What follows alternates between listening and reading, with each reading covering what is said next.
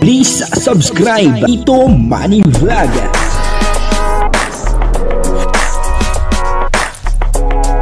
Payagan po si Tito Manny Vlog na mag-reactor. Alam mo siya records ng ng awayan. Good morning po sa inyo lahat mga kapatid. Kung saan man kayo ng panig ng mundo naroon ngayon, ay mag-iingat kayo palagi at pagpalain kayo ng ating Panginoon. Muli tayo ay magbibigay ng reaction dito ay Joy Diwata at Kalingap Dan. Sinabi po si Kalingap Dan, ang sabi niya po ay masyado raw madiin humalik etong si Joy Diwata. Wow, grabe naman yon, na talaga naman napakasaya, siguro ay nakikiliti etong si Kalingap Dan sa mga halik ni Joy Diwata. Mapanoorin po natin yung video at siyempre bibigyan po natin yan ng reaction. Pero bago po yan ay patuloy po natin suportahan sila Kuya Bal Santos Matubang, Kalingap Rap at Ate Edna Vlog. Kasama na rin po yung Karepa at ganoon din po yung Team Views at siyempre yung mga Kalingap partner na charity vlogger. Ito po yung video na kung saan ay sinabi mismo ni Kalingap Dan na masyado raw pong madiin humalik etong si Joy Diwata. Magkakamali pa ako. Yun po, panoorin po natin yung video at ang kabuuan po ng video ito ay makapanood po natin sa YouTube channel ni Ria Olarte. Ayan, supportahan po natin Ria Olarte. Sabi yung game kagabi na halik. Siyempre, kung iisipin mo lang, imagine mo kung wala yung damit. Siyempre, nahalikan ni Joy yung dibdib mo. Doon talaga. Tsaka may comment pa si Papa Dan, sabi niya. Ang bilis kasi, diba? Madiin. Hindi kasi yung halik ni Joy kasi sa'yo, madiin. Dinidiinan Oo. Dinidiinan nga niya. Hinahawakan ka pa niya sa katawan. Nakita yung video. Pala. Madiin pala. Madiin, Dinidikit talaga. Dinidikit niya talaga. Pero kinikiliti ka. Talaga. Kinikiliti nga daw siya, sabi niya. Games lang yun.